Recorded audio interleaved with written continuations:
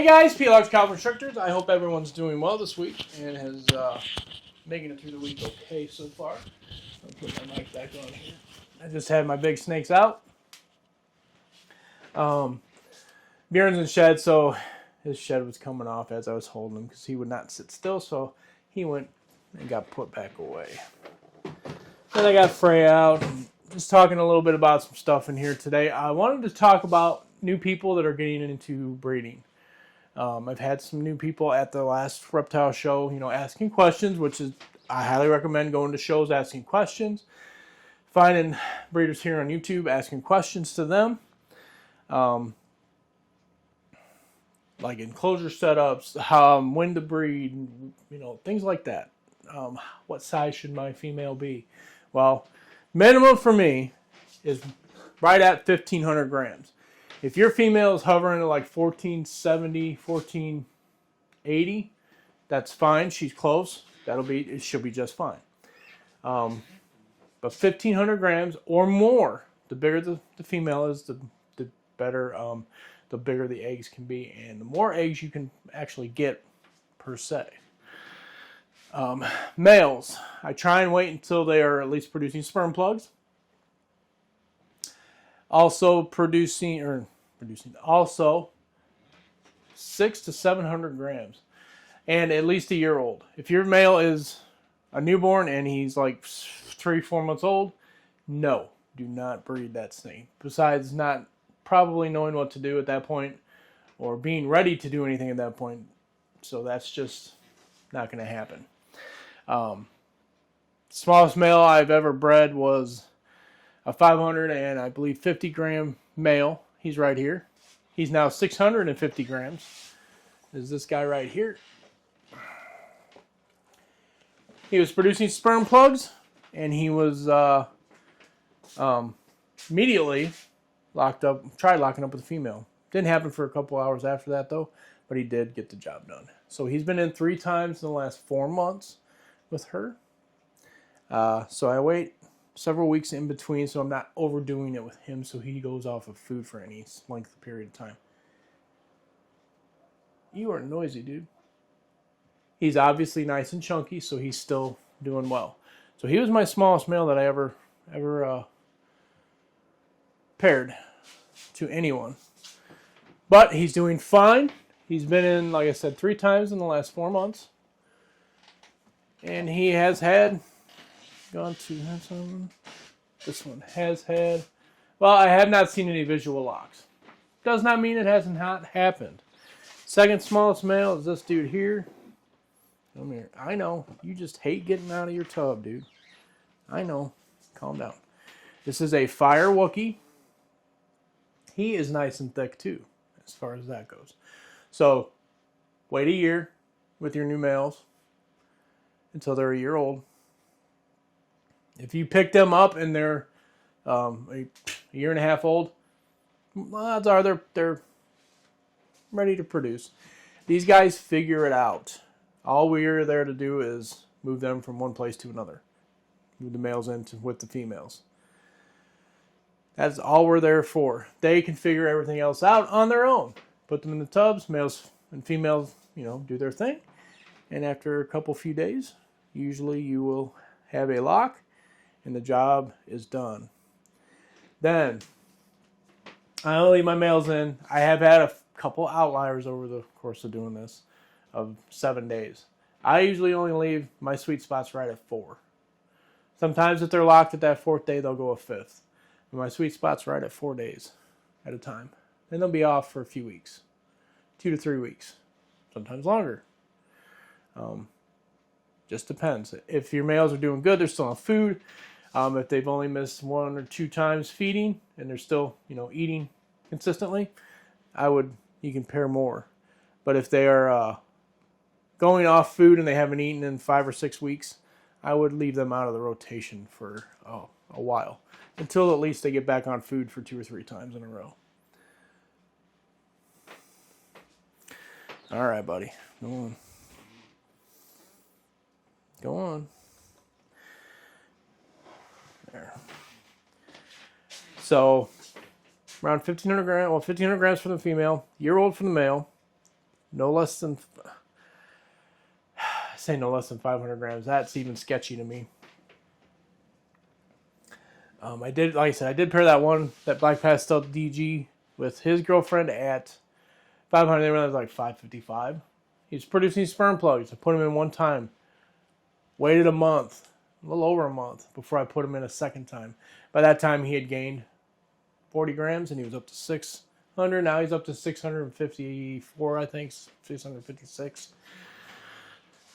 So I'm not worried about him being overworked, if that makes sense. He's going to go in here. It's been, what, 3 weeks now? 2 weeks? Going on 2 weeks now since he's been in. He won't go in until the end of February now with this girl. So that'll give him time to gain some more weight. So just lightly pairing to start. If it takes extra time for those two to actually get eggs, well, for the female to produce eggs in that clutch, I'm okay with that. I'm fine with that, as long as everyone is healthy. I want everybody to be healthy. Now, as far as enclosures go, if you have an aquarium like I have right here, this is a 40-gallon breeder, that's perfectly okay. I've never bred in one of these, per se. Can you? Yes, you can. There's no reason why you can't breed in a 40-gallon breeder. Bear with me just for a second. There. Get the moisture back up in that. So you can breed in that. I'm breeding in my huge boa enclosures. These things, 2 foot tall, 2 foot wide, 4 foot long. Yes, you can breed in that. I recommend moving the males to see them females, though, and not the other way around. I did do that last time with Freya. I moved her down to Bjorn's enclosure because I wanted to seal her enclosure. So that worked out okay. So from now on, he's going to be going up to see her and not the other way around. They're both in shed right now. I had him out. He's being a naughty boy, trying to get into stuff. And he's shedding, so he was slipping through my hands pretty readily because there's still some of the shit on the floor here. There's a piece here that came off. So he was actually able to get a little naughty because I couldn't wrangle him as easily with the shed coming off. So he went back in his enclosure, which is kind of funny. It was actually kind of comical. Good thing I didn't film it because you guys would have laughed. I probably should have filmed it. Because, he's wrapped around my leg and I'm stumbling around the room. Yeah, it was interesting. But, so anyways, I primarily breed in the tubs, the rack systems. I have girls that are huge. They're in these tubs here. These are the 70 breeders from Freedom Breeder, 70 quart breeders, Freedom Breeder 70s, ARS 70s. They're all the same size. Now these are the Sea Serpents rack. I have another Sea Serpents rack downstairs that is the 70s rack. I have not brought it up here yet. I need to do that. Maybe I'll try and get it up here this weekend. Everything's ready to go for it. I just need to plug it in and put the tubs in it. That'll give me an additional 10 spots. It should be as tall as this one. 10 more spots of 70s. It's going to go right here. And I will be able to maybe move a couple of girls around. I'm not in any hurry to bring it up here as of yet. I'm going to wait until breeding time's over to probably move a bunch of girls over to bigger sizes. But these tubs here have done me very, very well as far as breeding wise. So Chris at Sea Serpents told me that he uses these until his females are 2,500 grams or more than 2,500 grams. So up to 2,500 grams, these are ideal for those sizes. Over 2,500, you'll want to put them in a bigger tub. One of the Freedom Breeder 70s. These tubs are long and huge. So yeah. Whereas these tubs are shorter. Let's see. Hi. GHI clown in there. But so yeah. Aquarium breeding, that's fine. Boa breeding in large enclosure, that's fine as well. Tub breeding, that's fine. Yes to all of them. Yes. As long as the female's got in her own enclosure, whatever it is, put the male in, see the magic happen. Hopefully. As long as you keep your humidity and your stuff is going right. Got my humidity right now in the room. It's 48%. My temperature in the room is actually 81. Perfect. It's been perfect for the last 4 or 5 days now. So I just fill my humidifier once a day, let it run on low, and that keeps the room about 50%. We're a couple percentages lower than that, but it's fine. I can put it on medium fan speed, and it'll keep the room right where I want it. So I'm not overly worried. If I run it on low, it will run almost twice as long. So yeah, but so yes, breeding ball pythons or breeding snakes in general. Well, I can't say breeding snakes in general. Breeding boas and ball pythons. It's the only two I've done. Boas, drop the room temperature down. I drop my room down to about 70 to 75 degrees. It kind of gets the female in the mood, I guess. I have not actually seen any sparks happen yet as far as any locks between those two. Not that they haven't happened. I thought I saw one. I still marked it, but after the fact, I thought, you are noisy.